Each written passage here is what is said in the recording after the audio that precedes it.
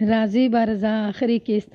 وہ خاموشی سے واپس چلا گیا تو میں نے اللہ رکھی کو بیٹھنے کے لیے کہا۔ وہ تھوڑی دیر ہچکچاہٹ کے بعد الجھن بھرے انداز میں میز کے دوسری جانب بچھی ایک کرسی پر بیٹھ گئی اور میرے کچھ بولنے سے پہلے اس نے تشویشناک لہجے میں استفسار کیا، تھانے دار صاحب ایسی کون سی خاص بات ہے جو آپ نے سخی کو واپس بھیج دیا؟ بات بہت ہی خطرناک اور خاص ہے اللہ رکھی، میں نے گمبھیر آواز میں کہا۔ اسپتال سے تمہاری بیٹی کی لاش کے ساتھ جو رپورٹ آئی ہے اس میں 2 باتیں ایسی لکھی ہوئی ہیں جنہوں نے مجھے چکرا کر رکھ دیا ہے۔ تم جانتی ہو پوسٹ مارٹم کی رپورٹ غلط نہیں ہو سکتی، اس لیے میں تنہائی میں تم سے بات کر رہا ہوں۔ ہو سکتا ہے تم پسند نہ کرو کہ وہ باتیں تمہارے دیور تک پہنچیں۔ ایسی کون سی باتیں ہیں جناب؟ وہ بے حد فکر مندی سے بولی۔ میں نے کہا پہلی بات تو یہ ہے کہ چیموں کی موت زہر سے ہوئی ہے، یا تو اس نے خود ہی زہر کھا کر اپنی جان لی ہے یا پھر کسی نے دھوکے سے اسے زہر دے کر موت کے گھاٹ اتارا ہے۔ جب اسے دریا میں پھینکا گیا تو اس کا وجود زندگی سے خالی تھا۔ وہ پہلے ہی صدمے سے چور بیٹھی تھی۔ میری بات نے اس کی پریشانی میں اضافہ کر دیا۔ وہ بکھرے ہوئے لہجے میں بولی، تھانے دار صاحب میں نے چیموں کو سخی محمد کے ساتھ اس کے گھر بھیجا تھا۔ وہاں پر تو اس کا کوئی دشمن نہیں۔ رضوانہ سلطانہ اور اس کی ماں شبانہ سبھی سے بے حد محبت کرتی ہیں، وہ میری چیموں کو زہر کیوں دیں گی؟ بات ادھوری چھوڑ کر اس نے گردن جھکا لی۔ ممکن ہے صدمے کی شدت نے اسے ایسا کرنے پر مجبور کر دیا ہو، لیکن پتہ نہیں کیوں مجھے ایک لمحے کے لیے یوں محسوس ہوا جیسے اپنے چہرے کے تاثرات کو مجھ سے چھپانے کے لیے گردن جھکائی ہے۔ میں نے اس لمحاتی احساس کو نظر انداز کرتے ہوئے اس سے کہا، اللہ رکھی اگر سخی کے گھر میں کوئی ایسا شخص موجود نہیں ہے جو دشمنی میں سے زہر کھلا دے تو پھر دوسری صورت یہی رہ جاتی ہے کہ اس نے اپنی مرضی سے زہر کھا کر خودکشی کی ہے۔ خودکشی؟ اس نے ایک جھٹکے سے گردن اٹھا کر میری طرف دیکھا۔ میں نے کہا، اللہ رکھی پوسٹ مارٹم کی رپورٹ اور لیبارٹری ٹیسٹ جھوٹ نہیں بولتے۔ چیموں کے معدے سے زہر کے اثار ملے ہیں اور اس کی موت کا سبب زہر ہی بتایا گیا ہے۔ لیکن وہ کنکھیاں سے میری طرف دیکھتے بولی، چیموں نے خودکشی کیوں کی ہوگی؟ میں نے ٹھہرے ہوئے لہجے میں کہا، اللہ رکھی چیموں کے پاس خودکشی کا بہت بڑا مضبوط جواز موجود تھا، اس لیے میں یہ سوچنے پر مجبور ہوں کہ ہو سکتا ہے انہوں نے زہر کھا کر خود کو موت کے حوالے کر دیا ہو۔ جواز؟ کون سا جواز تھانے دار صاحب؟ وہ پلکیں جھپکا کر بولی۔ مجھے یوں محسوس ہوا جیسے آنکھیں اس کی زبان کا ساتھ نہیں دے رہی ہیں۔ میں نے اس کے چہرے پر نگاہ جماتے ہوئے پوچھا، کیا تم واقعی اس بارے میں کچھ نہیں جانتی ہو؟ کس بارے میں؟ اس نے یہ کہتے ہوئے ایک مرتبہ پھر گردن جھکا لی۔ اس کی جھکی ہوئی گردن اس بات کا خاموش اعلان تھی کہ میں اس سے جو کچھ پوچھنا چاہتا ہوں اس بارے میں بہت کچھ جانتی ہے، لیکن اسے چھپانے کی کوشش بھی کر رہی ہے۔ میں نے تفتیش کا زاویہ تبدیل کرتے ہوئے قدرے نرم لہجے میں پوچھا، اللہ رکھی کیا چیموں کی شادی ہو چکی ہے؟ اس نے خوفزدہ نظروں سے مجھے دیکھا اور نفی میں گردن ہلاتے ہوئے بولی، نہیں۔ تو پھر؟ میں نے سوالیہ انداز میں جملہ ادھورا چھوڑا، تاہم گہری نگاہ سے اسے بدستور گھورتا رہا۔ پھر کیا ہے؟ وہ لکنت آمیز لہجے میں بولی۔ میں نے نہایت ہی جامع الفاظ میں اسے لیبارٹری ٹیسٹ اور پوسٹ مارٹم کی رپورٹس کے بارے میں بتایا اور چیموں کی امید کا تذکرہ کرتے ہوئے کریدنے والے انداز میں پوچھا، یہ کیا معاملہ ہے اللہ رکھی؟ میری بات سن کر ایک دم اس کے چہرے کا رنگ اڑ گیا۔ وہ ہراساں نظروں سے مجھے دیکھنے لگی۔ میں اس کے چہرے کی تیزی سے بدلتی ہوئی کیفیت کا بغور جائزہ لینے لگا۔ مجھے یوں محسوس ہوا کہ جیسے وہ اچانک پھٹ جائے گی۔ وہ اب تک مجھ سے کچھ پائے بیٹھی تھی، وہ بلا کسی رکاوٹ کے اس کی زبان سے پھسل جائے گا۔ میں اس کے بولنے کا انتظار کر ہی رہا تھا کہ وہ پھوٹ پھوٹ کر رونے لگی۔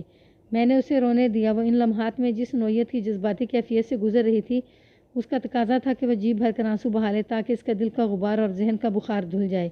روتے روتے اس کی ہچکی بند گئی۔ پھر اس ہچکی کے دوران میں اس نے کوسنے والے انداز میں کہا، میں نے اس خبیث کو منع بھی کیا تھا مگر وہ باز نہیں آئی۔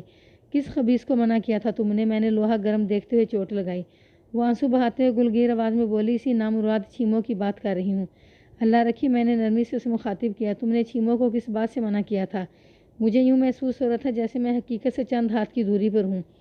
اس نے بھرائی ہوئی آواز میں جواب دیا، میں نے اسے سختی سے روکا تھا کہ چودھری نادر سے نہ ملے، لیکن وہ باز نہیں آئی۔ آپ رپورٹ کے حوالے سے جو کچھ بتا رہے ہیں اس سے ظاہر ہوتا ہے کہ چیموں نے میری نصیحت پر عمل نہیں کیا۔ ہائے ربا، اس بدبخت نے یہ کیا ڈالا، میں تو کسی کو منہ دکھانے کے قابل نہیں رہی۔ چودھری نادر کا سن کر میرا ماتھا ٹھنکا۔ حاجی مبارک علی نے چودھری قادر بخش کے ماضی کا احوال بیان کرتے ہوئے اس کے فرزند ارجمند چودھری نادر بخش کا بھی خصوصی تذکرہ کیا تھا۔ اس نے بتایا تھا کہ ایک سنگین اتفاق نے چودھری قادر بخش کو تو بندے دا پتر بنا دیا ہے، لیکن آج کل اس کا بیٹا نادر بخش اسی روش پر چل رہا تھا جس پر کبھی اس کا باپ دوڑا کرتا تھا۔ میں نے اپنی تصدیق کی خاطر اللہ رکھی سے پوچھا، تم چھوٹے چودھری نادر بخش کی بات کر رہی ہو نا؟ ہاں، اس نے اس بات میں سر ہلایا۔ میں نے چیموں کو ہزار بار منع کیا تھا کہ چودھری نادر سے دور رہے، لیکن وہ باز نہیں آئی۔ میں اگر اسے روک رہی تھی تو اس کی کوئی وجہ تھی نا۔ جو کچھ میں جانتی ہوں اس نادان کو کیا پتا، بے وقوف کا دماغ خراب ہو گیا تھا۔ بڑے فخر سے مجھے بتاتی تھی کہ نادر بخش نے اسے شادی کا وعدہ کیا ہے۔ اس جھلی کو کیا پتا کہ اس کی شادی نادر بخش سے کسی قیمت پر نہیں ہو سکتی تھی۔ یہ بہت بڑا گناہ ہوتا۔ توبہ توبہ۔ اللہ رکھی کے آخری جملے نے مجھے چونکنے پر مجبور کر دیا۔ اس نے لفظ گناہ کا استعمال کر کے میری رگوں پہ میں سنسنی سی دوڑا دی تھی۔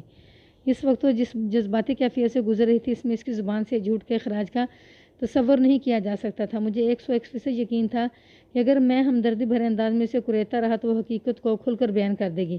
اس کیس کے حل ہونے میں چند منٹ باقی تھے۔ یہ بات میرے علم میں آ چکی تھی کہ چودھری قادر بخش کا بیٹا نادر بخش شادی شدہ تھا اور خیر سے اس کے 2 بچے بھی تھے۔ میں نے ذرا مختلف انداز میں اسے ٹٹولنے کی کوشش کی اور کہا، اللہ رکھی چودھری نادر بخش اور چھیموں کی شادی کو تم اس لیے ناممکن بتا رہی ہو نا کہ چودھری پہلے سے شادی شدہ ہے اور اس کے 2 بچے بھی ہیں۔ یہ بات تو اپنی جگہ ہے ہی، وہ زخمی لہجے میں بولی، لیکن اس کے علاوہ بھی ایک ایسی وجہ ہے کہ وہ بات ادھوری چھوڑ کر خاموش ہوگی۔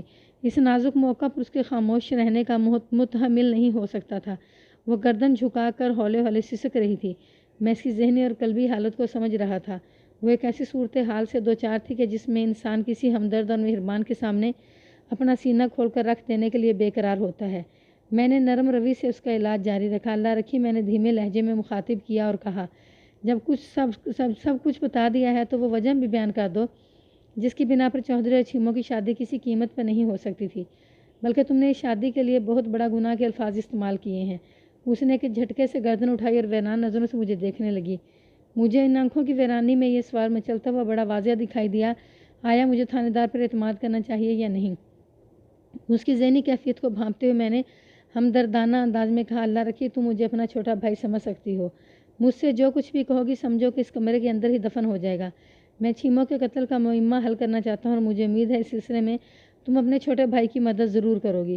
میں کیا مدد کروں جناب؟ اس نے روحانسی آواز میں کہا، صرف اتنا بتا دو کہ چھوٹے چودھری چھیموں کی شادی ہو جانا کس حوالے سے گناہ کا کام تھا۔ میں نے اس کی آنکھوں میں جھانکتے ہوئے سوال کیا، باقی سب میں سنبھال لوں گا۔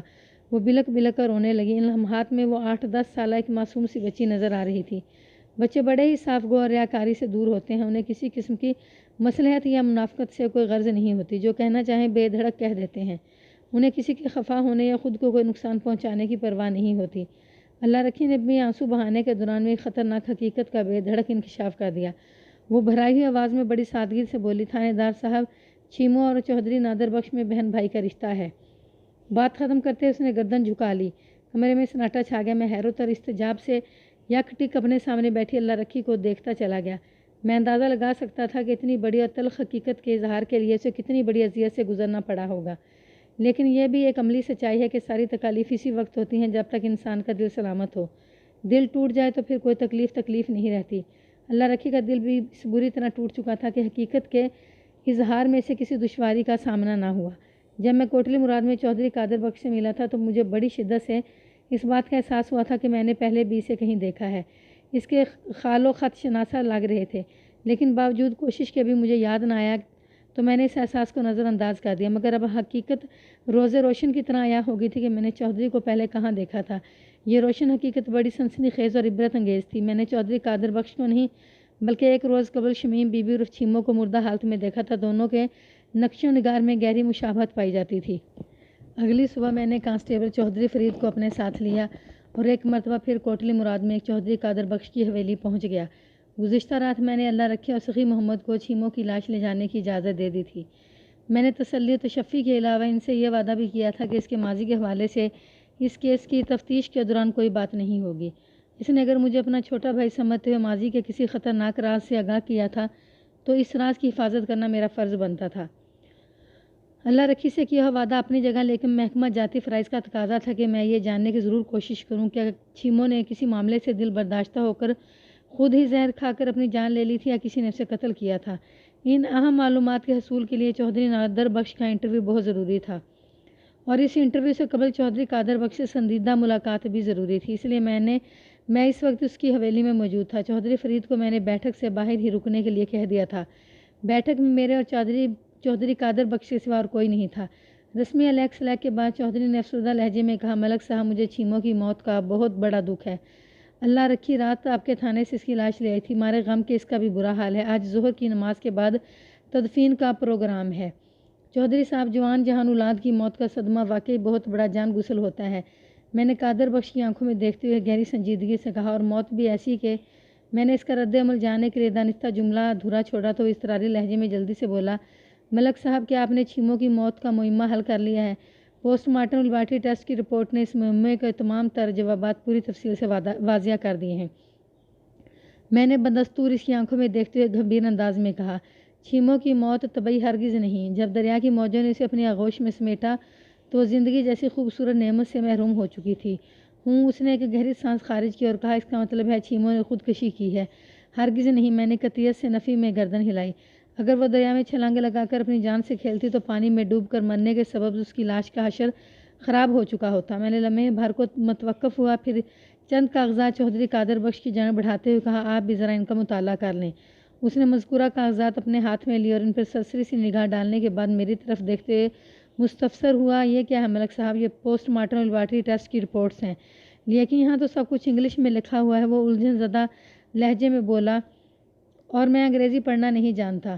تو پھر میں پڑھ کر آپ کو سناتا ہوں، میں نے ٹھہرے ہوئے لہجے میں کہا، کیونکہ ان رپورٹس میں درج سنگین حقائق کا جاننا آپ کے لیے ضروری ہے۔ وہ آنکھیں سکیڑ کر متذبذب نظروں سے مجھے دیکھنے لگا، تاہم منہ سے کچھ نہیں بولا۔ اس کی رضاکارانہ خاموشی کا یہی مطلب تھا کہ وہ ہمتاً گوش ہے، میں اسے ان رپورٹس کی تفصیلات سے آگاہ کروں۔ میں جو کچھ بھی کہوں گا وہ پوری توجہ اور انہماک سے سنے گا۔ میں نے نہایت مختصر مگر جامع الفاظ میں یہ فریضہ ادا کر دیا۔ پوری بات سننے کے بعد وہ مینی خیز انداز میں گردن ہلاتے ہوئے بولا، اب بات سمجھ میں آ رہی ہے۔ چھیمو اپنے گناہ کی وجہ سے شدید ترین ذہنی دباؤ کا شکار تھی، لیکن اس نے زہر کھا کر خودکشی کر لی اور پھر خود کو دریا کے حوالے کر دیا۔ چودھری صاحب، میں نے قدرے بلند آواز میں قادر بخش کو مخاطب کیا، آپ تو ماشاءاللہ بڑے سمجھدار و عقل مند انسان ہیں۔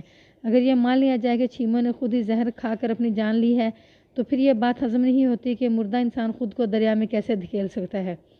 میں نے سانس درست کرنے کے لیے لمحاتی توقف کیا، پھر اپنی بات مکمل کرتے ہوئے کہا، میرا ذہن خودکشی سے زیادہ قتل کی طرف جا رہا ہے۔ قتل؟ چودھری نے سوالیہ نظروں سے مجھے دیکھا۔ چھیمو کا قاتل کون ہو سکتا ہے؟ وہی شخص جس کی وجہ سے وہ ایک گناہ کا بوجھ اٹھائے پھر رہی تھی۔ میں نے ایک ایک لفظ پر زور دیتے ہوئے کہا، 9 اگست کی صبح چھیمو کا چاچا سخی محمد اسے اپنے گھر لے جاتا ہے کہ چند روز وہ وہاں رہ لے۔ رضوانہ سلطانہ، ان کی ماں شبانہ اور سخی محمد کے مطابق اسی شام یعنی 9 اگست کی شام چھیمو ان لوگوں سے یہ کہہ کر اپنے گھر واپس آ جاتی ہے کہ اس کا وہاں دل نہیں لگ رہا۔ اللہ رکھی کا بیان ہے کہ چھیمو مذکورہ شام گھر نہیں پہنچی۔ وہ میاں بیوی یہی سمجھ رہے ہیں کہ چھیمو اپنے چاچے کے گھر میں ہے، حتیٰ کہ جب 11 اگست کی صبح میں یہاں آ کر ایک نامعلوم نوجوان لڑکی کی لاش کے حوالے سے تفتیش کرتا ہوں تو اللہ رکھے اور سخی محمد وغیرہ کو تشویش ہوتی ہے کہ کہیں وہ نامعلوم لڑکی ان کی چھیمو تو نہیں۔ اب غور فرمائیں چودھری صاحب، میں نے سوالیہ انداز میں جملہ ادھورا چھوڑا، ایک گہری سانس خارج کی اور سلسلہ کلام کو جاری رکھتے ہوئے کہا، موجودہ حالات و واقعات میں چھیمو کی موت کا صرف ایک ہی سبب باقی رہ جاتا ہے، اور وہ یہ کہ 9 اگست کی شام وہ اپنے چاچا سخی محمد کے گھر سے نکل اس بندے کے پاس پہنچی جو اس گناہ میں اس کا شریک کار تھا۔ چھیمو نے اس ساری صورتحال بتانے کے بعد شادی کا مطالبہ کیا ہوگا۔ وہ شخص کسی بھی طور پر شادی کے لیے تیار نہیں ہوا ہوگا۔ چھیمو نے اسے سنگین نتائج کی دھمکی دی ہوگی۔ اس شخص نے کسی بھی خراب صورتحال سے محفوظ رہنے کے لیے کسی بہانے یا دھوکے سے چھیمو کو زہر کھلا دیا۔ پھر جب سریع الاثر زہر نے چھیمو کا کام تمام کر دیا تو اس ظالم شخص نے چھیمو کی لاش کو دریا کی موجوں کے حوالے کر دیا۔ چھیمو شام کے وقت سخی محمد کے گھر سے نکلی تھی اور پوسٹ مارٹم رپورٹ کے مطابق اس کی موت رات 8 اور 10 بجے کے درمیان واقع ہوئی ہے۔ اس کا مطلب ہے اس نے مذکورہ قاتل کے پاس بہت سا وقت گزارا تھا، لہذا اس قاتل کو کسی بھی خطرناک کارروائی کے لیے اچھا خاصا موقع مل گیا ہوگا۔ اس نے چھیمو کو راٹ سے ہٹانے کے لیے اپنی افعیت ہی جانی ہوگی۔ چودھری قادر بخش نے بڑی توجہ سے میری بات سنی اور میرے خاموش ہونے پر ٹھہرے ہوئے لہجے میں کہا، ملک صاحب، آپ نے جو کچھ فرمایا اس میں مفروضات کا بڑا عمل دخل ہے، یوں ہوا ہوگا، وہ ہوا ہوگا وغیرہ وغیرہ، اس سے مسئلہ تو حل نہیں نہ ہوگا۔ مسئلہ حل ہو جائے گا چودھری صاحب، میں نے نہایت ہی ٹھوس لہجے میں کہا، جب وہ قاتل میری تفتیش کی چھری کے نیچے آئے گا نا تو میرے بیان کردہ تمام تر مفروضات حقائق میں بدل جائیں گے۔ وہ خود زبان سے اپنے جرم کا اقرار کرے گا، لیکن آپ اس شخص کو تلاش کیسے کریں گے؟ وہ الجھن زدہ نظروں سے میری جانب دیکھتے ہوئے بولا، اب تو چھیمو زندہ ہی نہیں رہی کہ اس کی نشاندہی کر سکتی۔ قاتل تک رسائی حاصل کرنے کے لیے مجھے چھیمو کی نشاندہی کی ضرورت نہیں چودھری صاحب، میں نے اٹل انداز میں کہا، میں نے اس شخص کا سراغ لگا لیا ہے۔ کون؟ چودھری پہلو بدلتے ہوئے اضطراری لہجے میں مستفسر ہوا۔ کون ہے وہ شخص؟ آپ سنیں گے تو حیران رہ جائیں گے، میں نے اس کی آنکھوں میں دیکھتے ہوئے کہا۔ آپ کو یقین نہیں آئے گا چودھری صاحب، آپ بتائیں تو اس کی بے چینی 7ویں آسمان کو چھونے لگی۔ میں نے چٹانی لہجے میں کہا، اس شخص کا نام چودھری نادر بخش کا کیا؟ چودھری قادر اچھل پڑا، یہ آپ کیا کہہ رہے ہیں؟ میں نے نیم تاریکی اور ملگجے اجالے میں نشانہ باندھ کر ایک تیر چلایا تھا جو میرے اندازے کے مطابق ٹارگٹ کے بہت قریب جا کر لگا تھا۔ حالات و واقعات کی روشنی چونکہ مجھے دکھائی دے رہی تھی، لہٰذا میں اندھیرے میں تیر چھوڑنے کی ایسی کیفیت کا شکار نہیں تھا۔ چودھری کی بے ساختہ اچھلنے نے مجھے شیر بنا دیا۔ میں نے ٹھہرے ہوئے لہجے میں کہا، میں بالکل ٹھیک کہہ رہا ہوں چودھری صاحب، اور پوری تحقیق کرنے کے بعد اس نتیجے پر پہنچا ہوں۔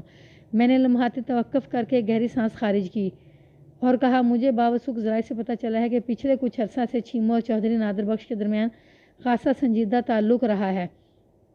آپ اپنے بیٹے اور اس کی غیر نصابی سرگرمیوں کے مجھ سے زیادہ بہتر طور پر جانتے ہیں، لہٰذا میں اس خاص زاویے سے کوئی تفصیل پیش کرنا ضروری نہیں سمجھتا۔ میں پھر رکا، پھر اضافہ کرتے ہوئے کہا، 9 اگست کی شام چیموں اپنے چاچا کے گھر سے نکلی اور اپنے گھر آنے کی بجائے وہ اس ڈیرے کی سمت چلی گئی جو دریا کے کنارے واقع ہے۔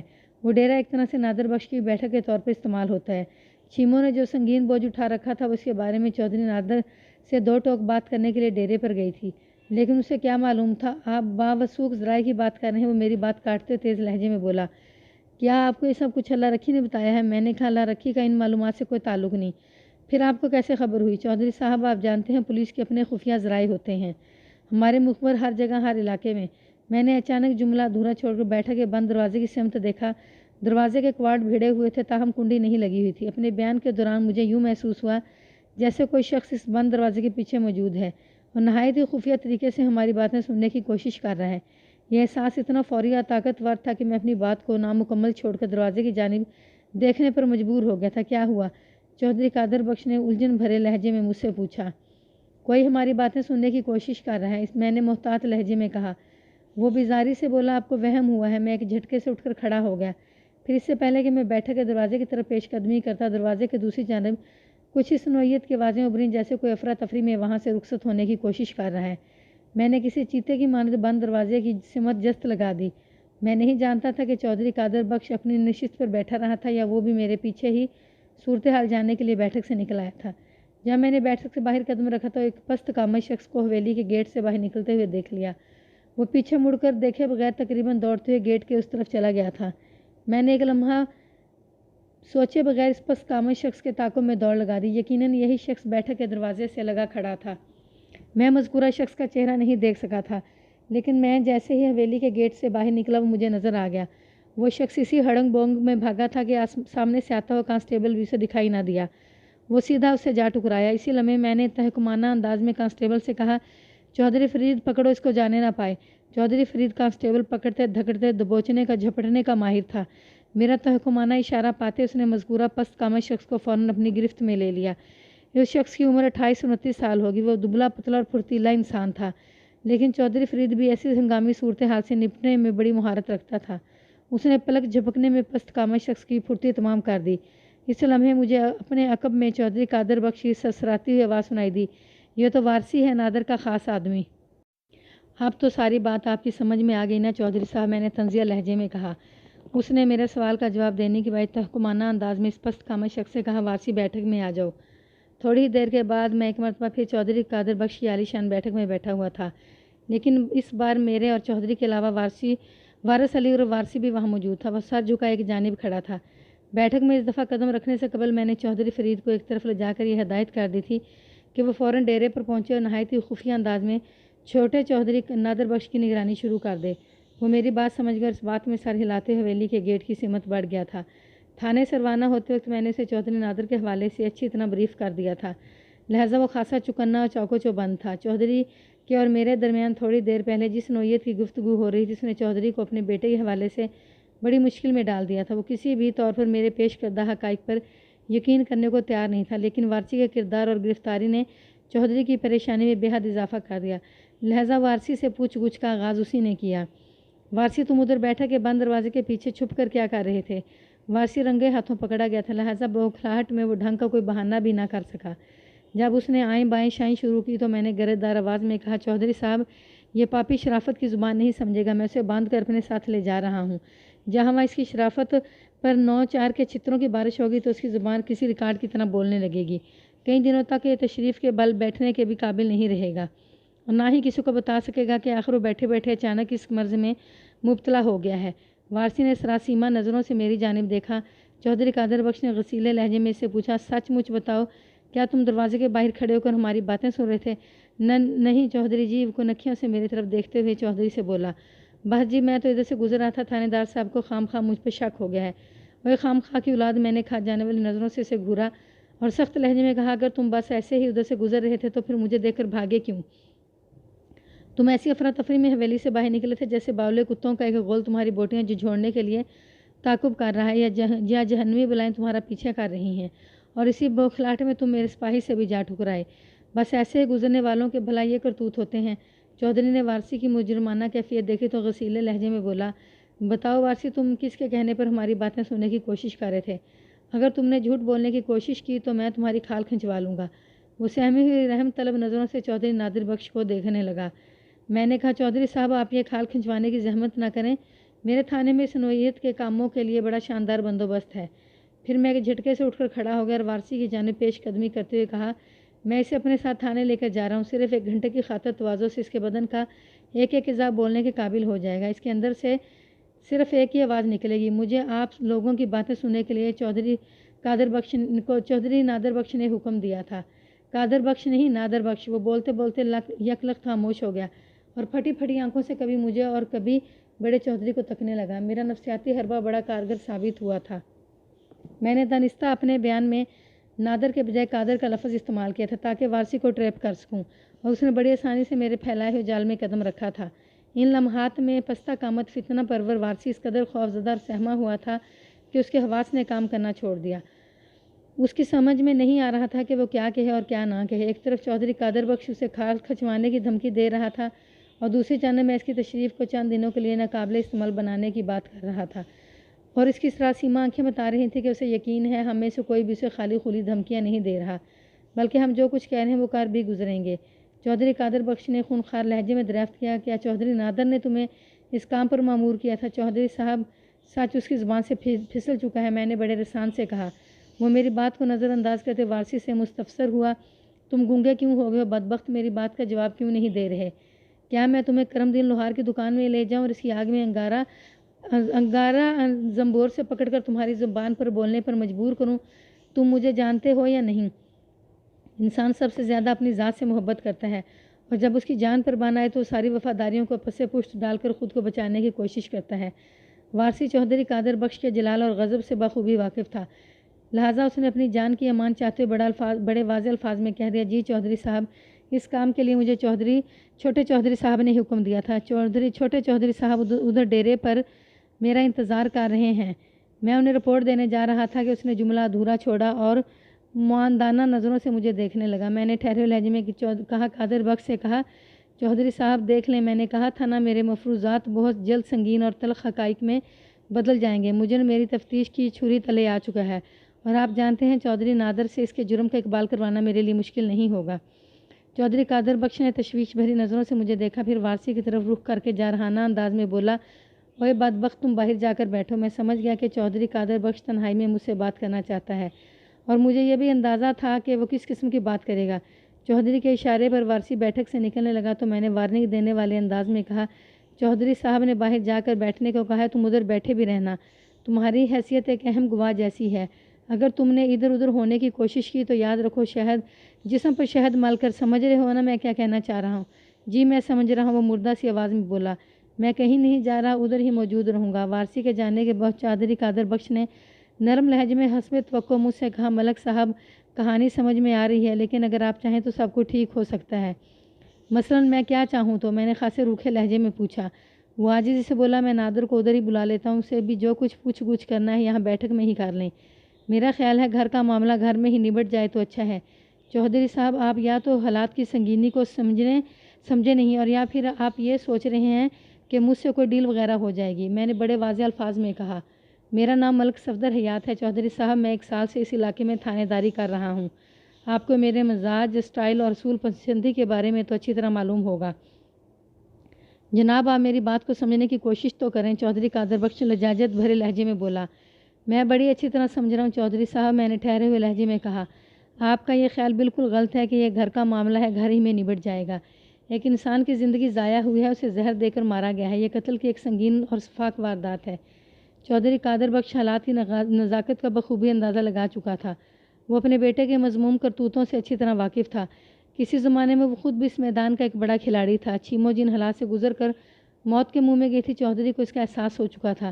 یہ عین ممکن تھا کہ وہ چھیمو اور نادر کے تعلقات سے بھی واقف ہو، لیکن اس وقت چونکہ اس کے بیٹے کی زندگی پر بان آئی تھی، اس لیے وہ مجھے شیشے میں اتار کر اپنے بیٹے کو بچانے کا خواہاں تھا۔ اس نے مجھ سے کہا، ملک صاحب آپ بادشاہ ہیں، جو چاہیں کر سکتے ہیں، سب کچھ آپ کے ہاتھ میں ہے۔ میں بادشاہ نہیں ہوں چودھری صاحب، میں نے دو ٹوک انداز میں اس پر واضح کرنے کی کوشش کی۔ میں صرف عوام کا خادم ہوں۔ بادشاہ واقعی بڑے بااختیار ہوتے ہیں، انسان کی نسلیں ختم کر دیں انہیں کوئی پوچھتا نہیں، وہ جو چاہیں کر سکتے ہیں، سب کچھ ان کے ہاتھ میں ہوتا ہے۔ لیکن میں لمحے بھر کو متوقف ہوا، پھر ایک گہری سانس خارج کی اور ٹھہرے ہوئے لہجے میں کہا، میں اتنا بااختیار نہیں ہوں چودھری صاحب کہ چٹکی بجاتے میں سیاہ کو سفید اور سفید کو سیاہ کر ڈالوں۔ ایک بات نوٹ کر لیں آپ، یہ معاملہ گھر میں نہیں نبٹ سکے گا۔ چودھری نادر سے جو کچھ بھی پوچھ گچھ ہوگی وہ ادھر تھانے میں ہوگی۔ چھیمو دوبارہ زندہ تو نہیں ہو سکتی، میں نے فوراً اس کی بات کاٹی اور تلخی بھرے لہجے میں کہا، اگر چھیمو دوبارہ زندہ نہیں ہو سکتی تو آپ کا مطلب ہے اس کے قاتل کو آزاد چھوڑ دیا جائے؟ وہ بڑے واضح الفاظ میں بولا، اگر آپ چھیمو کی موت کو ایک حادثہ قرار دے کر اس کیس کی فائل بند کر دیں تو میں ہرجانے کے طور پر آپ کو منہ مانگی رقم دینے کو تیار ہوں۔ یہ ممکن نہیں ہے چودھری صاحب، میں یہ کہتے ہوئے اٹھ کر کھڑا ہو گیا۔ شاید آپ کو معلوم نہیں کہ پوسٹ مارٹم، لیبارٹری ٹیسٹ وغیرہ کی رپورٹ کی 3 کاپیاں تیار کی جاتی ہیں۔ ایک کاپی اسپتال کے ریکارڈ میں رہتی ہے، دوسری کاپی پوسٹ مارٹم شدہ لاش کے ساتھ متعلقہ تھانے انچارج کو بھیجی جاتی ہے اور تیسری کاپی SSP علاقہ یا ڈسٹرکٹ ہیڈ کوارٹر والوں کو روانہ کر دی جاتی ہے۔ لہٰذا اس واقعے کو ایک اتفاقیہ حادثہ قرار دینے کے بارے میں تو آپ سوچیں بھی نہیں۔ وہ بہت دور کی کوڑی لایا۔ چھیمو کی موت کو خودکشی کے خانے میں آپ بآسانی فٹ کیا جا سکتا ہے اگر آپ تھوڑا سا تعاون کر دیں تو۔ وہ اپنے بیٹے کو بچانے کے لیے ہر راستہ اپنانے کی کوشش کر رہا تھا، لیکن میں نے بھی سوچ لیا تھا کہ اس کی کسی کوشش کو کامیاب نہیں ہونے دوں گا۔ چودھری قادر بخش لاکھ ایک معقول انسان سہی، لیکن اس کے فرزند ناخلف نے جو کارنامہ انجام دیا تھا وہ انتہائی نامعقول اور قابل مذمت تھا۔ میری دیکھا دیکھی چودھری قادر بخش بھی اٹھ کر کھڑا ہو گیا تھا۔ میں نے اس کی حویلی سے نکلنے سے پہلے اسے کہا، چودھری صاحب مجھ سے آپ کسی نوعیت کے تعاون کی امید نہ رکھیں۔ میرے لہجے میں ایسی قطعیت تھی کہ اسے اندازہ ہو گیا ان دلوں میں تیل نہیں۔ لہذا وہ مجھے گھورتے ہوئے گمبھیر لہجے میں بولا، ٹھیک ہے ملک صاحب، آپ میرا دوستی والا ہاتھ جھٹک کے جا رہے ہیں تو آپ کی مرضی ہے، اب میں اوپر ہی بات کروں گا۔ آپ ڈسٹرکٹ ہیڈ کوارٹر کی بات کر رہے ہیں نا؟ آپ کو شاید پتہ نہیں میری رسائی IG صاحب تک ہے۔ میں کسی بھی طرح اپنے بیٹے کو بچا ہی لوں گا، یہ آپ کی بھول ہے چودھری صاحب۔ میں نے دروازے کی سمت قدم بڑھاتے ہوئے کہا، ٹھیک ہے میں مانتا ہوں آپ کی پہنچ پولیس کے اعلیٰ افسران تک ہوگی، مگر شاید آپ یہ بات نہیں جانتے کہ مظلوم کی حق کی رسائی اس قدر قادر مطلق تک ہوتی ہے جو تمام بادشاہوں کا بادشاہ ہے۔ کیا آپ نے اپنی مثال سے بھی کوئی سبق نہیں دیکھا؟ آپ کا ماضی بھی تو۔ میں جملہ نامکمل چھوڑنے پر مجبور ہو گیا۔ اس سے پہلے کہ میری بات پوری ہوتی قادر بخش کے آنسو نکل آئے، پھر دیکھتے ہی دیکھتے وہ زاروں قطار رونے لگا۔ میں ہکا بکا اس کی برستی آنکھوں کو دیکھتا چلا گیا۔ چودھری قادر بخش ماضی میں جن حالات سے گزرا تھا اس کی تفصیل حاجی مبارک علی مجھے سنا چکا تھا۔ وہ اپنی تمام تر خرمستیوں سے تائب ہو کر ایک اچھا انسان بن گیا تھا، لیکن چودھری نادر نے تاریخ کو دہرا کر اسے ایک امتحان میں ڈال دیا تھا۔ کہتے ہیں اس دنیا میں انسان کے لیے سب سے بڑے امتحانات صرف 2 ہیں، نمبر 1 مال کی محبت، نمبر 2 اولاد کی محبت۔ ان دونوں محبتوں کے لیے وہ جائز اور ناجائز کی پہچان بھی بھول جاتا ہے۔ چودھری قادر بخش کو بھی بیٹے کی محبت نے مجبور کر دیا تھا، جو وہ ماضی کے ہر سبق کو فراموش کر کے نادر کو بچانے کے لیے مجھ سے سودے بازی پر اتر آیا تھا۔ بہرحال اس کی موجودہ بھیگی ہوئی کیفیت نے مجھے کافی متاثر کیا۔ اس کی غمناک حالت اس بات کا بیان ثبوت تھی کہ اسے اپنی غلطی کا احساس ہو گیا تھا۔ آنسوؤں کی بھی اپنی ایک زبان ہوتی ہے، اپنا ایک بیان ہوتا ہے۔ میں چودھری قادر بخش کے آنسوؤں کی زبان اور بیان کو اچھی طرح سمجھ گیا تھا، لہٰذا اس سے کچھ پوچھنے کی ضرورت محسوس نہیں کی۔ اس کے بعد تمام تر مراحل بغیر کسی رکاوٹ کے طے ہو گئے۔ چودھری قادر بخش نے پولیس کارروائی میں بھی کوئی روڑا اٹکایا اور نہ ہی دوبارہ میری منت سماجت کی کوشش کی۔ اس کی معاملہ فہمی، فطرت شناسی اور معقول روی نے میرا کام آسان کر دیا۔ چودھری قادر بخش کی افسردہ دلی کو دیکھ کر مجھے بھی افسوس ہو رہا تھا، لیکن اسی افسردگی کے پیچو بیچ اس کے چہرے پر ایک اطمینان اور سکون بھی ٹھہرا ہوا دکھائی دیتا تھا۔ ایسا سکون اور اطمینان صرف ان لوگوں میں نظر آتا ہے جو راضی برضا ہوتے ہیں۔ قادر بخش نے قدرت کے فیصلے کے سامنے گردن جھکا لی تھی۔